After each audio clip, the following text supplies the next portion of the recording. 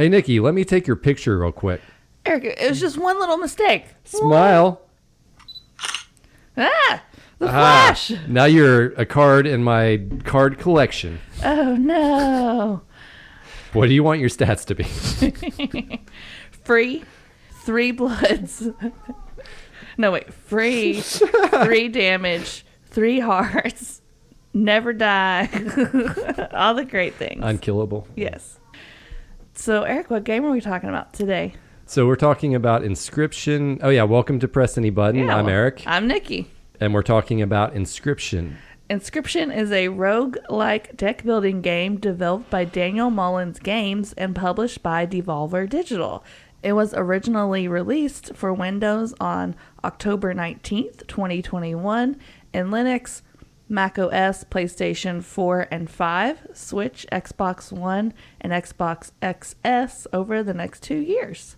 The game puts the player in a cabin where a mysterious game master makes them play a tabletop game, more specifically, a card game.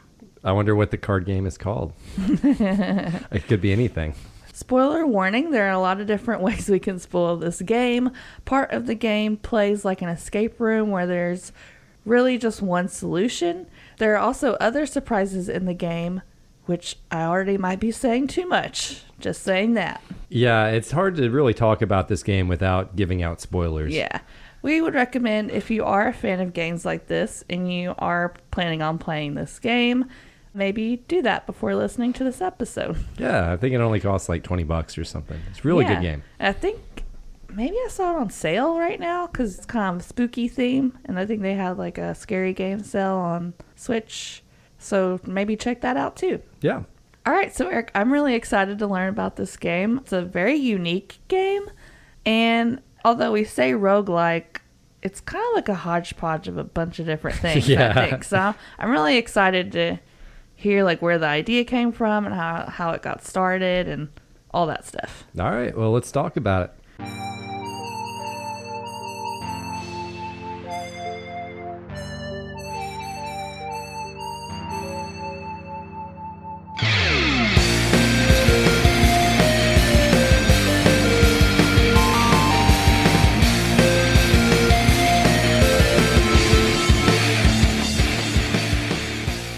My squirrel card down. That means I'm ready to start.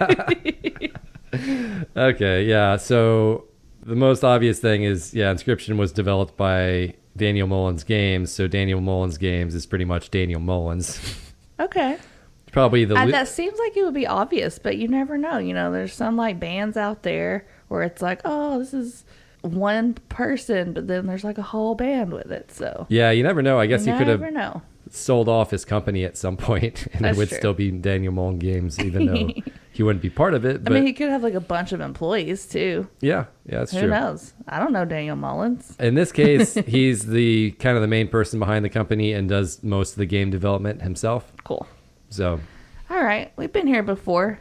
We've talked about games where pretty much one guy did like the whole thing. yeah. And some of those have been the best games that we've played. So Yeah, and to me, this one's pretty up there. So there were 2 previous games Daniel Mullins Games developed before Inscryption, Pony Island in 2016 and The Hex in 2018. Have you heard of or played either of the games? no, but they, in my head, they sound very opposite. Like to me, Pony Island is like, oh, look at all these cute ponies. And then the other one sounded like a lot different. I think that Pony Island is actually kind of a dark puzzle game as well. I thought it might be that the title was not as dark as like the game might be. But yeah, I haven't played either of them, but I think they're supposed to be like pretty good. Do you want to play them now? Yeah, I do, actually. So for Inscryption, we're going to start with Ludum Dare in 2018. So are you familiar with the 48-hour film festival? Where you have like 48 hours to make a film? Yeah. So picture that, but with video games. Oh, cool. So that's pretty much what Ludum Dare is. So Ludum Dare is a Latin phrase that means to give a game. Okay, that's cool. So basically, yeah, developers are given 48 hours to develop a game that fits into a specific theme that they're given like right before. Okay. So they can't think about it beforehand. Yeah. I mean, they could, but like the odds of their idea already matching the theme would probably be slim. Yeah, so in this case, we have Daniel Mullins participating in Ludum Dare 2018. The specific theme for that particular Ludum Dare was sacrifices must be made. Okay, nice. You're starting to see the connection? Yeah, for sure. So yeah, not only are you sacrificing cards in the game, but you can also sacrifice parts of your body, like your teeth and your eyes. Mm-hmm. You could sacrifice your group members. Yeah. You could sacrifice animals. Yeah. That's a thing. Mm-hmm. There's a lot of different ways you could go with that theme. Yeah. And this particular event, he did not win this, but he would take that game that he made from that event and put it on his itch.io, which is a website he has that has a bunch of his games that can be downloaded. Okay. So that game kind of got pretty popular, and he decided to develop it into like a full game. Interesting. So, and at the time, it was called Sacrifices Must Be Made, after the theme of the Ludum Dare event. Okay. Do you know if this is a common thing that he would do with games that he was like just starting out with to see if it would gain popularity before committing to fully developing it? Yeah, that's a kind of like just a little tester. Yeah, that's a good question, and I feel like having kind of that demo is a good way to do it. And I'm not sure if he's done it with other games or not, but I mean, it sounds like a smart way to do it. Yeah, and like if you already have a couple other games out, you probably have a fan base, so why not kind of use them to your advantage, I guess. Yeah, it's a win-win. They get to play a new game and give you feedback, which gamers love to do. Yeah. And you get to take their feedback for free. So yeah, after this game got positive feedback on the itch.io, Mullins decided to expand it to a full game. In an interview with The Escapist, Daniel Mullins states that the card game overall was inspired primarily by Magic the Gathering, with elements borrowed from Yu-Gi-Oh!, Hearthstone, and Slay the Spire. Nice. I thought this was kind of interesting, too. The meta elements present throughout the game were inspired by Doki Doki Literature Club and Frog Fractions. Okay. So that's cool. I know you probably recognize some of those games because we've obviously talked about them. Oh, yeah. Slay the Spire, I definitely got that reference. There's, like, the way you move through the maps are similar.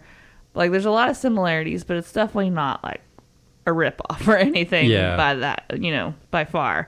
And then, like, yeah, I can see the Doki Doki Literature Club stuff. And then was, like, Blair Witch an influence at all? There's a lot of that kind of stuff in there, too. Yeah, he definitely wanted to do the found footage style of horror, but I couldn't find him directly referencing anything from Blair Witch. But, I mean, it seems like it to me, but I could be wrong. I mean, I feel like if you are, A, a horror fan, or B, like a millennial, and you grew up in the 90s, early 2000s when Blair Witch came out, that's just in your brain forever. Yeah. Like, you don't forget that movie. And so, like, you could be inspired by it, but, like, not even realize you're being inspired by it necessarily, Yeah, pretty much any found footage thing, to me, I automatically think Blair Witch. Yeah. Well, it wasn't just the found footage part. It was the whole, like, story, too. But I guess we'll get into that later. And funny thing about that, like, when you're looking at that footage, that's all pretty much just the actor he hired, Kevin Saxby, and Daniel Mullins with the camera. Oh, that's great. So it's pretty much just the two of them filming it mostly together. Yeah, and that one lady that comes in. Yeah.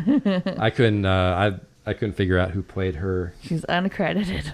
Uncredited. Okay, so on to Leshy. Mullins had considered that the dealer was a type of forest demon, and while searching online, came across the mythos of Leshy, which he believed fit well with the horror theme of the game. So Leshy comes from the Slavic mythology, where he is a deity of the forest and hunting. Ooh, that's cool. Yeah, so Leshy is an actual, like, Slavic deity. Neat. If you didn't know that. Yeah. I mean, you don't have to invent the wheel here. There's, like, plenty of cool, creepy, mythical creatures and beings, like, already out there in mythology. So why not? Yeah, and then from there, the other three scribes fell out as he compared them to Pokemon gym leaders, each with a different theme. Since Leshy was associated with beasts, the other three were associated with robots, P03, wizards, Magnificus, and the undead Grimora. So, cool. Yeah. So Mullins recognized that the game spends most of the time around Leshy and P03 stories, but felt like it would have made the game too long to include additional acts to explore Grimora's or Magnificus's background. Mm-hmm. So do you kind of agree with that? Do you think it would have dragged out the game too much? I don't. And, I think this game could benefit from some DLC too. I mean, it's probably not going to happen, but, why not make that something you could add later? I mean, he actually did add some DLC to it, some free DLC, which was Oh, really? Yeah, Casey's Mod wasn't originally included with the game, and he went back and added that later. I didn't know that. But I don't think this game was that long, even for a roguelike game. I mean, I put so many more hours into other ones. I feel like this could have been longer, and I wouldn't have been complaining. Yeah, I agree. But also at the same time, the puzzle elements kind of, since there's one solution for those, once you figure that out, I don't know if there's a way to roguelike puzzles. I mean, I don't see why you couldn't keep the same puzzles, change the answer, and hide it in a different way. Yeah. You could still use the safe. You could still use some of the elements, but hide the code somewhere else, make it findable in a different way. Like, I don't know. Yeah. I think there's a way you could do it. So, like I said, Daniel Mullins released a free update in December 2021 that included a beta version of a mini expansion to the game called Casey's Mod. In this mode, the roguelike deck building game from Act 1 can be played endlessly, with the player able to unlock new cards and starting abilities to take on more difficult challenges. The mini expansion was fully released on March 17, 2022. Okay. So by now, it's definitely 100% out.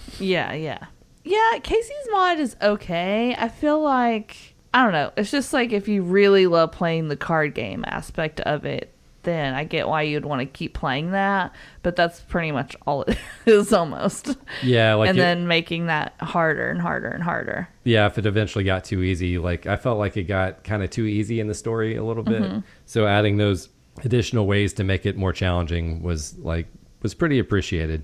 Yeah. So Inscryption released on October 19th, 2021, generally receiving positive reviews and winning several awards, including Best Game of 2021 from Polygon, Game of the Year from the Game Developers' Choice Awards, and Excellence in Narrative Design and Audio from the Independent Game Festival Awards. Wow. So it's an award-winning game. I mean, those are some really good awards, too. Yeah. Game of the Year is pretty hard to get, so. Yeah. So about 4 months after release, it sold over 1 million copies. Wow. Which is nice.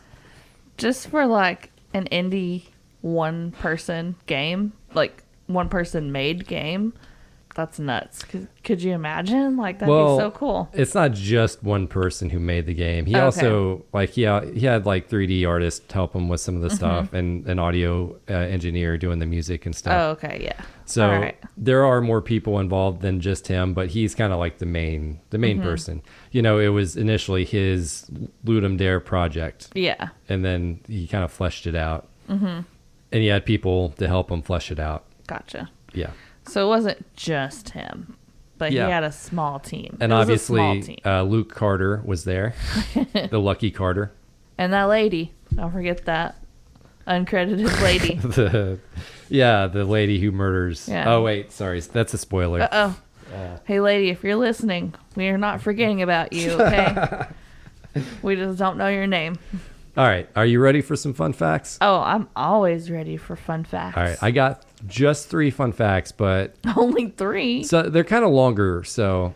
Can I pick the order that they go in? Like, no. Like the oh, okay. You cannot pick the order. Okay, fine. Wait, what were you going to ask? Like the cards, they lay out the 3 cards, you have the choices. It's like, ooh, I could like pick which fun fact you say first. Okay, 1, 2, or 3? Yeah. Number 2. My longest fun fact. Ooh. So Casey Hobbs, the game's fictional developer, appears in all 3 acts of the game and is mentioned in the video entries from the Lucky Carter. So, Oh, yeah, I remember that. yeah. So did you catch the reference to her in all 3 acts? I think so. Okay, well, I will remind you anyway. Yeah, I'm pretty sure I did. Yeah, let's go through them. So, according to the Lucky Carter videos, she died in a fire at the company, but you find her death card in Leshy's deck in Act 1. Mm-hmm. In Act 2, she appears as a skeleton as one of Grimora's servants. You have to fill out her epitaph, which reads, Casey Hobbs, 1970 to the winter of 1992, hit by a falling piece of ice. The defibrillator failed. Yes. So you kind of get that. I remember that. So you kind of already have 3 conflicting ways that she died. Mm-hmm. So you have the fire, you have her as a death card, and then you also have her as a skeleton who was killed by falling ice. Uh-huh. She's mentioned in Act 3, but only as names for the bounty hunters. It can, like, the bounty hunters can have the name either Casey or Hobbs or other names, or sometimes Casey Hobbs. Who is Casey Hobbs? Yeah. To me, it's left very unclear whether she was trapped in the game somehow or died accidentally or was killed. Mm-hmm. If you play through Casey's mod, you get several of her journal entries, with the last one stating that she was going to go bury the game in the woods. Yeah. Which is likely where the Lucky Carter finds the game. So you wonder, like, okay, if she ended up as a death card, she wouldn't have been able to bury the game, would she? Probably not, right? Unless she buried it and then she died. Like, she got caught. But then she didn't tell them where it was. So they murdered her. Maybe. Yeah. I don't know. That's a possibility. Possibly? I don't know, man. So they left her as a loose end. Yeah. Yeah, so that's my fun fact, is you don't know what actually happens to her. You get to make up your own theories. Yeah, maybe she's out there living her life somewhere in a foreign country or something. Maybe she's the creator of the game. The real creator. Oh, and Daniel Mullins is just a front? What if he murdered her? stole her game. You know, that is an avenue they need to search now. Did Daniel Mullins kill Casey Hobbs? Oh my God! What if it turned into like a true crime thing and we like predicted it? You watch too much true crime stuff, I think. All right, so 1 or 3? 1. Okay, so I think you might already know this one, but it's still a fun fact. But in Act 1 and 3, you encounter some talking cards. In Act 1, the cards are the other scribes who have been trapped in the cards by Leshy, with P03 being the stoat, Grimora being the stink bug, and Magnificus being the stunted wolf. The appearance of those 3 cards will gradually change over time to more resemble how the scribes actually look. So if you notice that the stoat's head kind of got gradually more square Huh. as you played. I don't think I noticed that. I need to go back and play it now. And then in Act 3, Fishbots and the Lonely Whizbot are minions of Leshy, and Magnificus turned into cards by P03. Not quite as intricate as the story with the scribes. But yeah. That's pretty cool. Yeah. Okay, and so now we have fact number 3. Yeah, the last fun fact. And like I said, these are kind of longer ones. So. Okay. So you can actually buy packs of Inscryption cards on Devolver's website. What? When I checked it out, they were sold out, though, so I'm not sure if it was more of like a limited release or if they'd ever be re-released. And unfortunately, the cards are only for collecting and not part of a card version of the game, since all packs contain the same 12 cards. Oh. So, boo. Yeah. They need to come out with a tabletop version. Yeah, I want to buy some. Game. I definitely want to buy some Inscryption cards. I have a fun fact. Yeah, shoot. Bonus fun fact. Devolver also does How to Have a Boyfriend, don't they? Yeah, I think they do a bunch of games. Because I remember, yeah, they do. But I was like, that logo looks familiar. Yeah, they're the production company that I think end up releasing a lot of games that indie developers make. Yeah, they're cool. I appreciate them. Yeah. All right, so those are my fun facts. Do you want to talk a little bit about the story? Sure. So pretty much you start out, you don't really know anything because, you're just in this cabin. Mm-hmm. But you kind of learn as you go that you're Luke, right? Yeah, you're Luke Carter. But you don't know who Luke is until later. Yeah, you kind of find out who Luke Carter is through the found footage, but it becomes more apparent as you're playing the game that you're playing as Luke Carter. Oh, yeah. And he's kind of like learning how this game got made, but like on accident. He's not supposed to be finding these clues and things. Yeah, I feel like it really kind of comes home that you're Luke Carter when you play Act 3 and you're kind of in the computer world. Yeah. And you keep coming across his files. Yeah. And you literally have dialogue at the end. Like occasionally you'll say crap or like something like that. Oh, he'll do that throughout the game. He'll do that even starting in Act 1, but you're not really quite sure that who it is that's doing it. Yeah. But at the end it's like, it's definitely you that's supposed to be talking. Yeah. So the basic premise is through the found footage that he is a YouTube personality who opens packs of cards and he finds the coordinates to this buried game in one of the card packs. He finds the game. Conveniently, it's close enough that he can physically go there. Yeah.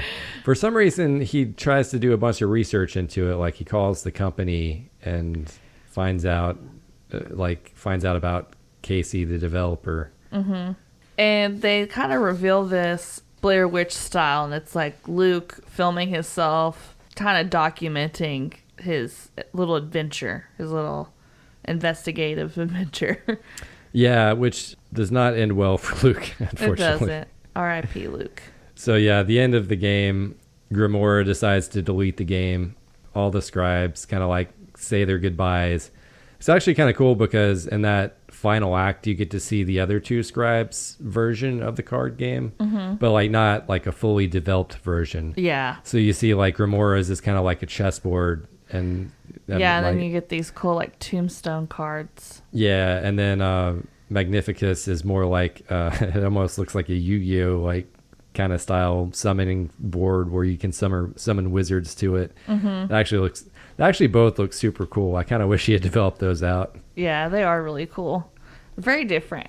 Yeah, that's something I like too. Like the art changes throughout the game. The art styles. But yeah, so the game gets deleted. Luke Carter smashes the disc with a hammer, and then a person from the company mysteriously shows up and shoots him. Yeah, bum bum bum. And he dies. Well, you assume you don't know for sure he's dead. That's true. Probably. He's definitely dead. He's 100% dead. Yeah. There's no way he survived that. That's pretty much the game. Yeah. So it's cool. You have all these different layers of stories. Because you have like the in-game story with all the scribes, and then you have Luke's story, and it's kind of meta, and it's great. Yeah, and you're kind of slowly given more and more detail as you complete the acts. So you want to go into pros and cons? Yeah. So for me personally, like I was blown away by this game, and part of that is that initial surprise of, the game's not really over after beating Act 1. Because as I was playing through Act 1, I'm like, okay, this is the whole game. It's going to be this puzzle room and this roguelike. Yeah. That was my initial thought. And then like when you start... Me too. when you start Act 2, you basically get an entirely different version of Inscryption, where it's more of a card collecting RPG as opposed to roguelike. And then when you get to Act 3, you get another different version of Inscryption again, which almost kind of plays out like an adventure game. And all three acts, you also have these kind of like puzzle elements. The Act 1 and Act 3 are more like escape rooms, whereas Act 2, I feel like the puzzles are just kind of scattered throughout. Yeah, I agree.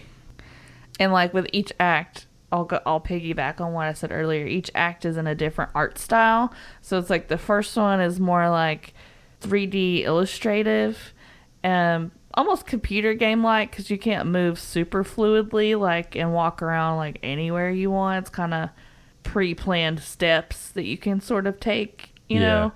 And then the second act you have more 8-bit kind of like Undertale style art. Like more pixel art. It kind of looks like a top-down Pokemon game. Yeah. And I think it is actually based on the Pokemon card game, which I never played that, but it definitely kind of looks like Pokemon. And then Act 3, what kind of art style would you say that is? I would say it's like a glitch art style / kind of futuristic. Yeah. Kind of hard to describe. Yeah, so you have like all these different art styles, which is really cool and keeps the game fresh and like keeps you interested. Like, oh, what are they going to do next? Like, what are my eyes going to see next, Yeah. you know? And then they also have these clips of the videos that we were telling you about. So it's just a lot of different styles of art, I guess. It's a lot of styles of art and a lot of different genres of games. So, yeah, it kind of ends up being like a game and a game and a game. Yeah. It's like he had to really develop 3 different versions of the game in order to make a complete version of the game. I like that if you ask someone what this genre of this game is and they've played it, they probably wouldn't be able to say, oh, this is just roguelike. They were like, oh, this is like 5 different genres of a game in one. So it's like, oh, it's a roguelike puzzle, adventure, escape room. Yeah, I don't know. RPG. Yeah. It's a lot of things that all combine together in a really creative way. Yeah. And so, like, one of my other pros is just the fact that it's really impressive that he took the time to build all those different styles out and all those different games out and put them into one cohesive package. Mm-hmm. And then, like, they're all fun and they're pretty well balanced. And then at the finale, you get even more like art styles and card games that weren't quite as developed, but it's still cool to see them in the finale too, which is like so impressive to me. Yeah, agree. I like the complex and layered gameplay of this game, but it's also fun and addictive. So it's like you want to keep playing. You want to keep learning about the story, but you also want to play the card game too because it's just really fun. Yeah, I like how once you kind of feel like you've learned it, you kind of have to learn a new version of it. Mm-hmm. Yeah, exactly. It's like you're constantly having to relearn the game and the rule sets and all that stuff. Yeah, you don't get bored. You don't have time to really get bored in this game because it kind of changes things up just when you think you got it figured out. Yeah. One thing I really liked were the talking cards in Act 1 and Act 3. Me too. They were funny. Yeah, the different personalities of the cards really came through. Did you have a favorite talking card? Stoat. I like the Stoat. Oh, He's just very sarcastic and always criticizing your moves. Yeah. And at first I was like, is this supposed to be a hint? Like, is he really telling me that was a bad move, you know? And then I figured, no, that's his personality. Yeah. Like, my favorite was the Lonely Wizbot. If you played another card while he was on the board, he would move from a spot to cling to the new card and be like, a new friend. Yeah, that guy was pretty funny too. I really liked the deck building aspect of this game because there's just so many different like strategies you can have. The cards have different characters on them. They have different species of like animals or what would you call that? The categories of like the animals that. Yeah, they kind of have like the predatory types and the like insects were a type. Yeah, birds. Mm-hmm. Yeah, birds, insects, and like reptiles. And then they kind of separated like the predators from like the herbivores a little bit. There's just a lot of different ways you can build your deck up for strategic reasons. Like you could just go with like mostly air animals because, you know, for reasons. And then like the cards also have different sigils on them, which all do different things. So that makes the decks really varied because not all cards will be the same exact. Even if it's the same animal, it might have different sigil on it or something like that to like make it play differently. Or you could end up transferring a different sigil or sigil to it. Yeah, I like the aspect of the game where you're not necessarily playing the card game because you have these stops in between your matches with it's kind of like if you think of a board game and you have a piece and you're moving from space to space. In this game, not all the spaces are going to be card battles. Yeah. So you have other little stops in between that help you kind of like build your deck up. Yeah, it's like you'll have a battle and then you'll have 2 stops that you can kind of like maybe navigate a little bit sometimes. Like you can choose a little bit of a path and then you'll have another battle and then you'll get to continue on the path. But yeah, these are the deck building parts where you can add cards or improve cards or upgrade cards. And some of the options you have are you can land on the option to pick between 3 random cards. You can land on the option to pick between 3 costs of a card, like 1 blood, 2 blood, 3 blood drops. And then you flip the card over, you pick that way. And Yeah. then there's what we were talking about earlier, where you might pick between like the species of the card. You know, like you'll have a deer, a wolf, and a snake, and you can pick that way. There's also ways to refill your bag, which carries items on the table for you to kind of use when you're in a pickle. Yeah. If you're about to lose, you could like pull out some of these items. And then what are some of the other stops? You've got the mushroom guy, who will like take 2 of your cards and kind of like... Yeah, if you have 2 duplicates, you can basically join their stats together and make a card that's twice as good. Exactly. So if you have like 2 cards that are 2 attack and 2 health, he might put them together and it'll be 4 attack and 4 health for 1 card instead of having that 2 separate. Yeah, and then you have what else can you land on? Sacrificial shrine, where you can sacrifice a card for sigils and move it to another card, which makes that card much more powerful. And then you also have the campfires, where you can risk improving a card's attack or defense. Yeah. So it's a lot of different little fun ways to like choose cards and build your deck in different ways. And I think it helps just like change the game up a little, so you're not just constantly like doing card battles the whole time. You're trying to choose the path that will help you build up your cards the best you can. And early on, you kind of want more cards, but as you get later and later, you want more stuff that will either allow you to get rid of cards or like move sigils and get rid of cards that way, or like upgrade cards so they're not as useless.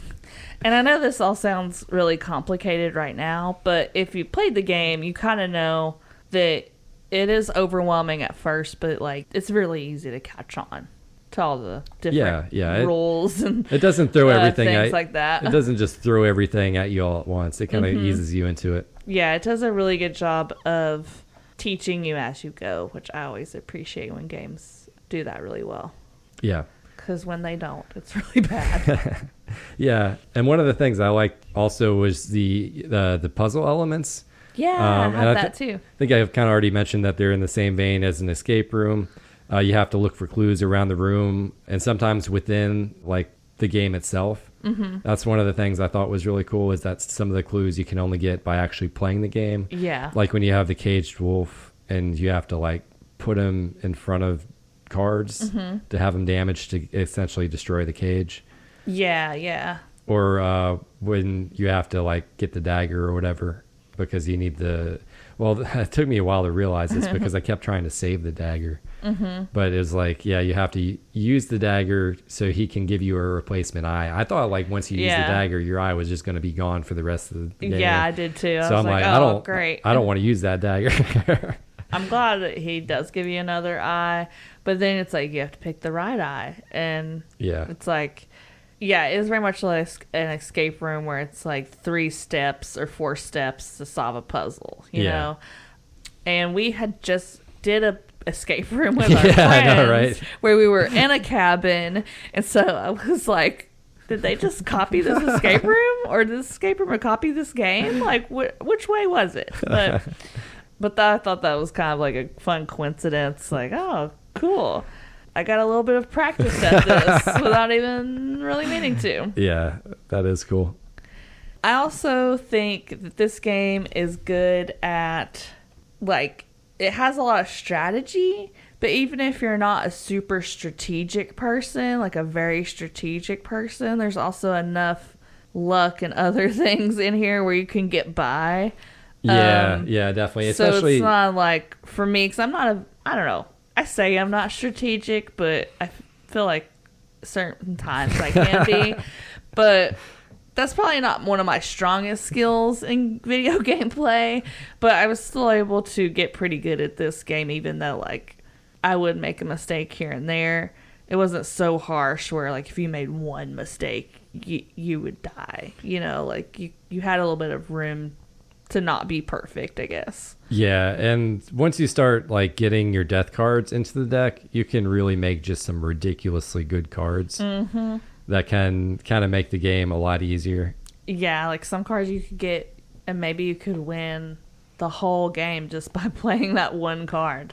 And those cards didn't come by all the time, so it Yeah, wasn't that's like true. every gameplay you were like getting really, really strong cards. But occasionally you would be able to like strategically build one up, you know? So it wasn't like you were always getting these, you know? So you really cherished the cards. Yeah, the when powerful you cards got when them. you got them or when you like leveled them up. Yeah, I had this one card called Turtle Boy. Nice. He did 6 damage, and he did it like the tri-strike or whatever. Mm-hmm. So it was in 3 different yeah. directions. So he did so much damage. It was ridiculous. It was great. It was like once I got him on the board in any capacity, it would pretty much be the game was over. Because Yeah.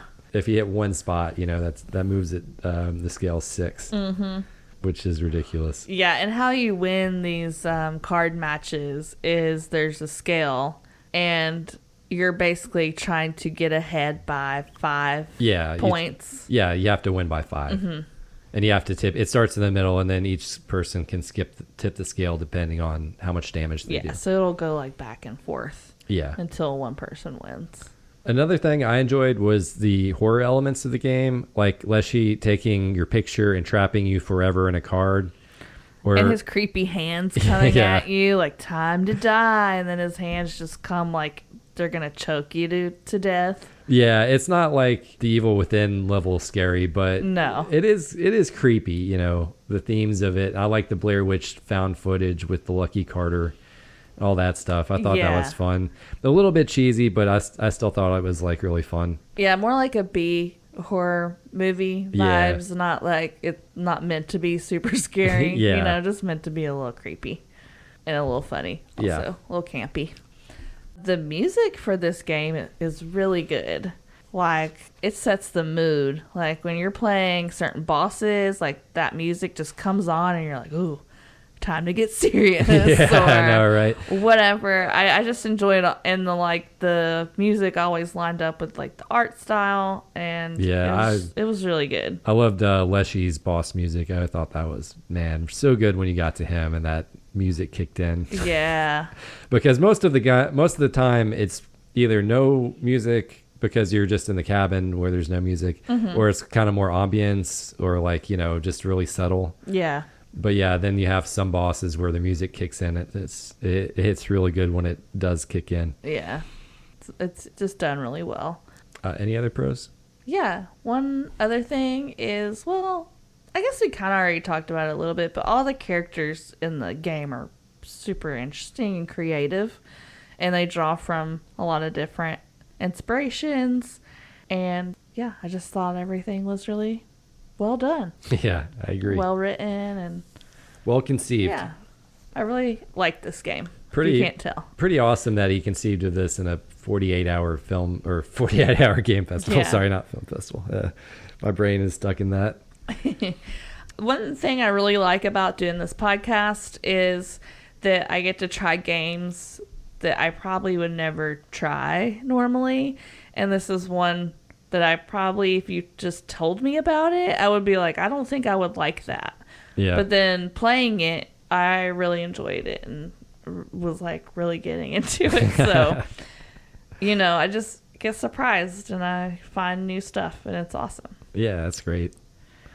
So, do you wanna- So on that really positive note, do you want to talk about the cons? Yeah, we could. I don't have that many actually. So Yeah, I don't either. One of my main cons is, and it's more of just like a tiny complaint, really. Casey's Mod, which is the DLC, I guess, that you got after the game already came out. I think it gets a little repetitive, and they take the puzzles away mostly, or from what I could find. So when you play Casey's Mode, you're back at Act 1's cabin, essentially. So you still have a lot of those puzzles there, but from what I found online, it's like you can't solve them. So I don't really know why they're there. And Yeah. I wish they would have kept the puzzle aspect to Casey's Mod more than just like Yeah, card and that's game. what Casey's Mod is really, it's just the roguelike part of Yeah. Act 1, which I like it. To me, like, I think it adds like a ton of replayability to the game, as opposed to like just having to go back to the story to play that part. You can actually play it kind of in a more challenging endless mode Yeah. if you really like it. Yeah. And I played that actually quite a bit. I know. But I just don't see why they couldn't have kept the puzzle so you could unlock cards and stuff. Like, Yeah. and keep that. Because to me, that's one of the more fun parts of the game that I really enjoyed. Why have them there if you can't solve them? Yeah. Is all I'm saying. I gotcha. So one of my cons is Act 2 and 3 don't quite measure up to Act 1 in terms of like how much fun they are to play.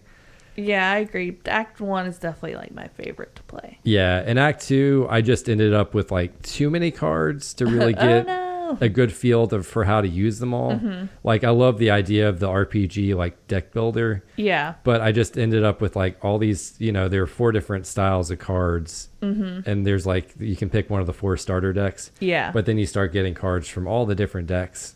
And it's just like, it's a lot to like try to figure out, okay, you have these 3 other ways other than the way you learned to play with Leshy. But then you have elements of those 3 different ways that can get integrated into your deck, and you don't really quite know what you're doing at that point. Yeah. It ends up being like, you end up with too many cards that you really can't use or don't know how to use. Mm-hmm. And they both ended up like pretty linear compared to like the roguelike. But I mean, to me, like, I love roguelikes, and that's like one of my favorite styles of games. So if you compare anything to that, it's not going to be as good. Yeah. Another thing I thought probably could have been more creative was the Blair Witch type story thing they had going on. Yeah. Pretty predictable, like, lore for a game. Like, it's a bit, I don't know. It wasn't that creative. It is a bit cheesy, and I kind of had that too. But I still enjoyed it. I still kind of almost as a throwback. Yeah. But yeah, I agree with that.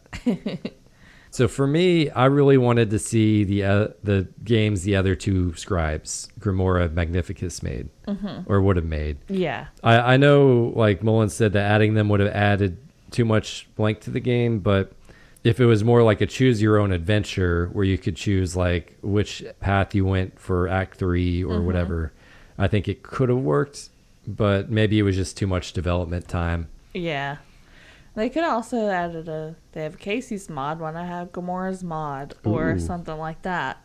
Yeah, that'd be cool. I mean, I still think this game needs to be done. I mean, there still needs to be more DLC. All right, Daniel Mullins, get back to work. I mean, you can charge us for it, but like, I think it needs to be continued.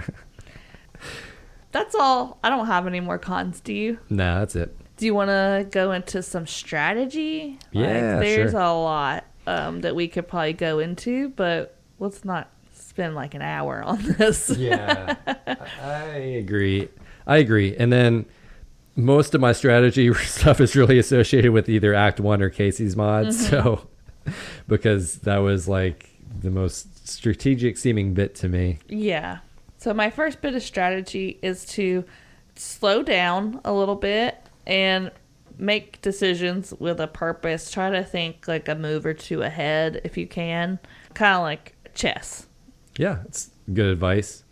And I feel like for me, like playing Act 1, there are some cards that I will pick up with just the intent of sacrificing it and transferring the sigil to a better card.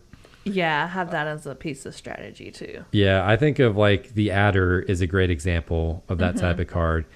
It has a high cost, only has 1 health and 1 damage, but the sigil will allow it to kill most cards with 1 hit. So moving its sigil to a card that's low cost and has more health ends up making a much better card overall.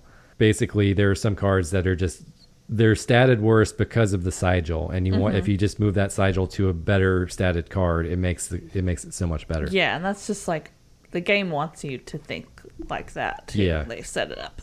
Pick your cards wisely, obviously. And like you said, don't always pick your card with the intention of keeping that card. Sometimes you need to pick that card because you're going to combine it with another card, or you want to take that sigil and put it on something else, or you're going to like possibly risk it in the campfire. You're like, okay, this is low, but I'm going to put it in the campfire and just see how built up I can get it, you know? Yeah, I'll definitely like take a card that I don't care about sometimes and just put it and just try to leave it there as long as I can. And that way it's like, okay, well, if I lose it, it's no big deal because, like, this card kind of sucks anyway. So why not just gamble with it? Exactly.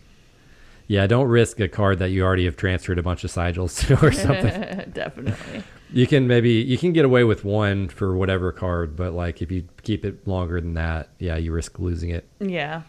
And speaking of losing cards, I would say try to keep your deck from getting too large, because filling it with ordinary cards dilutes the probability of drawing one of your powerful cards.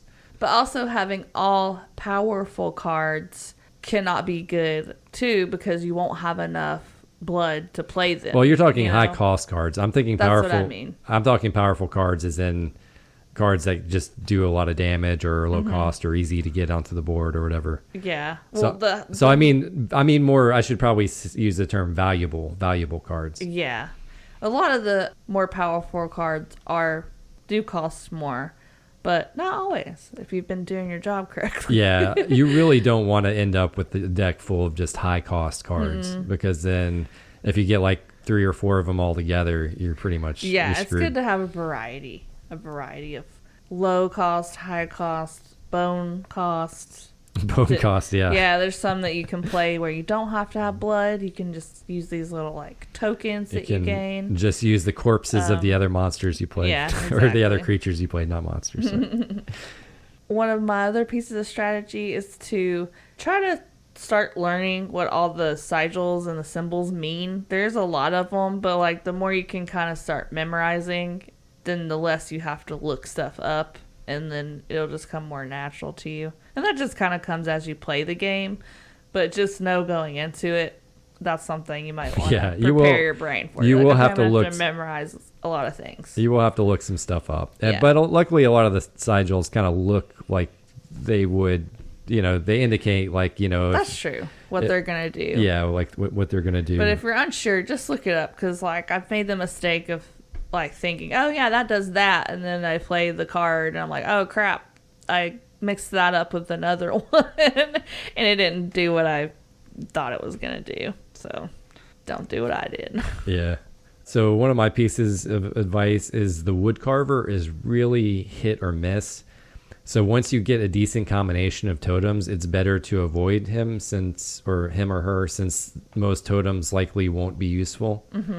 So it's pretty tough to get like a great combination. So once you get one, it's like, yeah, don't keep pushing your luck, because you're likely just to get more junk, and you end up with a bunch of totems that you can't use because you can only use one combination.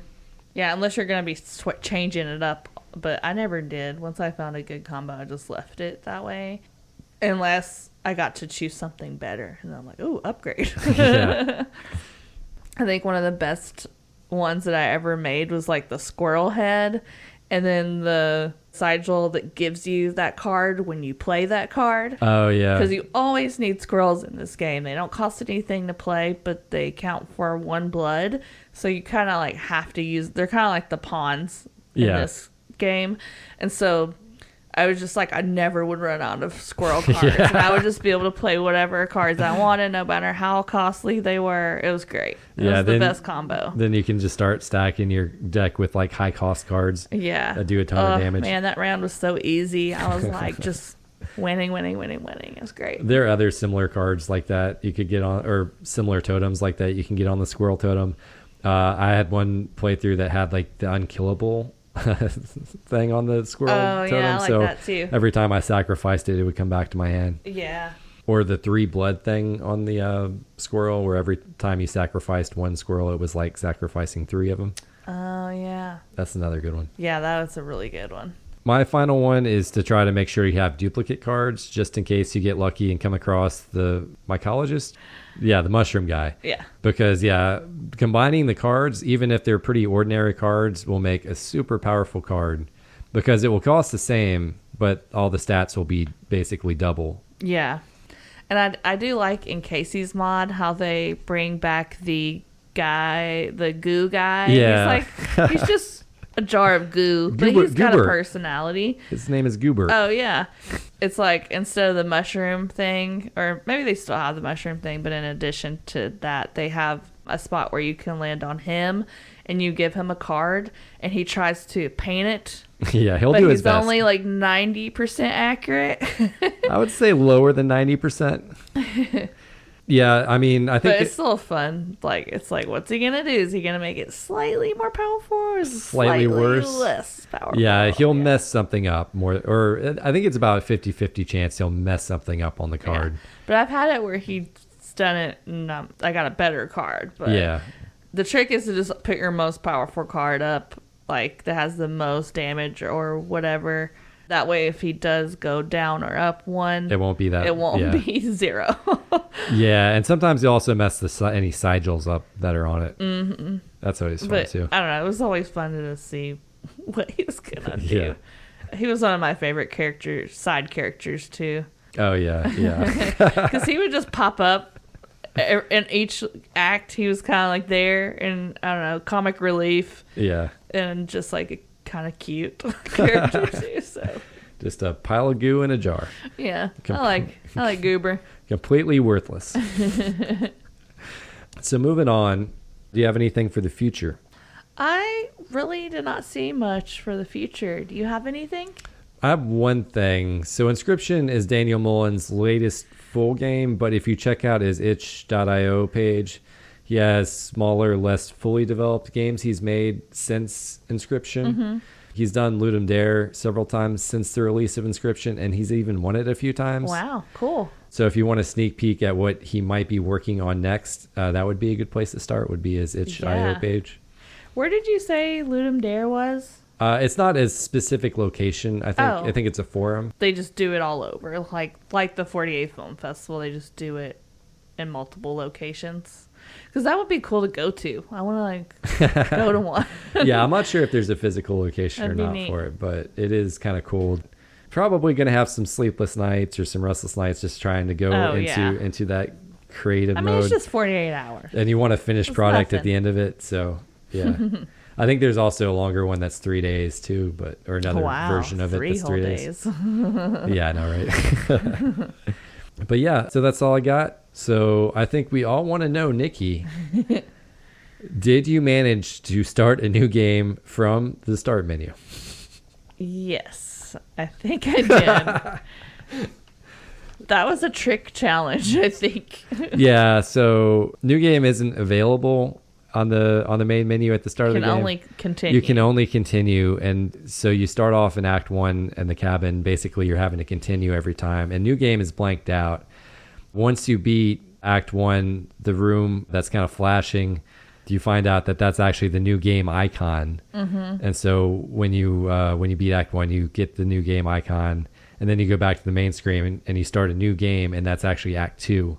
Yeah, you kind of tricked me there. I was like, what is going on? So did you beat past Act 2? Yeah, I beat the whole game, I think. I've been playing Casey's mod, but I'm not as into it as you. Yeah. Like, our friend John's been playing this game a lot also. I think that's how we heard about it. Yeah. Right? Yeah, John told us we'd about always see him playing it on Switch. We're like, what is that? That's a good way to find new games, too. Just look and see what your friends are playing on there. Your friends who have good taste in games. But I know this is like y'all's favorite kind of game. So, like, I figured, you would keep playing it until you got to, like, the hardest thing and then probably beat that. And then are you still going to keep playing it more after that? I'll probably find something else at that point. Move on to something? Yeah. Okay. But I really have enjoyed this game a lot. Yeah, me too. I liked it. So speaking of new games, I'm ready to hear what the new game is. Oh, yeah. So I've been really good. I haven't even told you what console. I haven't told you anything about what this game's going to be. So do you want to take some random guesses? I think you may have given me a hint on the console, but I'm not 100%. So I'm going to guess it's a Wii game. Man, I tried to cover up. I'm trying You didn't do a very good job of covering it up. But I have no idea which Wii game. Yes, because we just got a Wii not that long ago from a yard We got sale. a brand new old Wii. Yeah. So I haven't really picked any bad games yet. You've picked a couple. Man, I love bad games. Home Alone 2. Yeah. Superman. 64. You picked some really bad ones. Yeah. So it's my turn. Nice. For payback. All right. And I was like, what game could I pick? That Eric would just love to play so much over and over. Nintendogs. No, wait, that's DS, I think. Maybe there's a Wii And version. also, I'm a lover of reality TV. So, any guesses now? I've given you a couple hints. I think I remember you might have picked it up at Steel Collectibles. Yeah. But I totally forget what it was. It's called Project Runway. The game for the Wii. And you're sure it's bad, right? I mean, Project Runway is outstanding, right? Look, I love the show, okay? But I've not heard great things about this game online. So your challenge is to beat a season, which is basically beat the game on hard mode. Beat a season on hard mode. Yeah, beat a season on hard mode. I mean, it should be a piece of cake, right? You're going to have to learn how to be into fashion all of a sudden, Eric. I'm sure my fashion taste will really push me forward on this game. Yeah. The guy who wears jeans and a t-shirt every single day is gonna. Maybe it'll help your fashion. Maybe it'll inspire you to be more risky with your personal fashion, Eric. Who Nothing knows? inspires better fashion than a bad video game.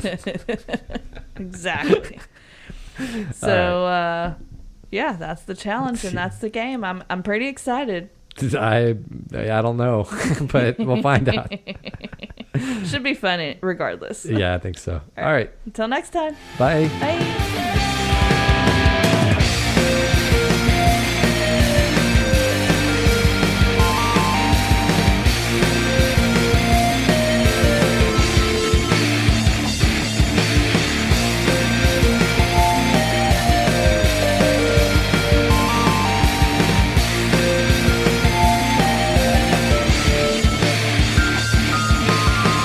And as always, if you like this episode, please rate us on Apple Podcasts or Spotify and check out our website, pressanybutton.net.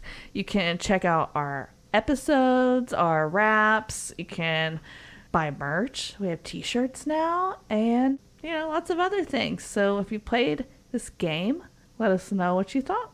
Thanks. Bye.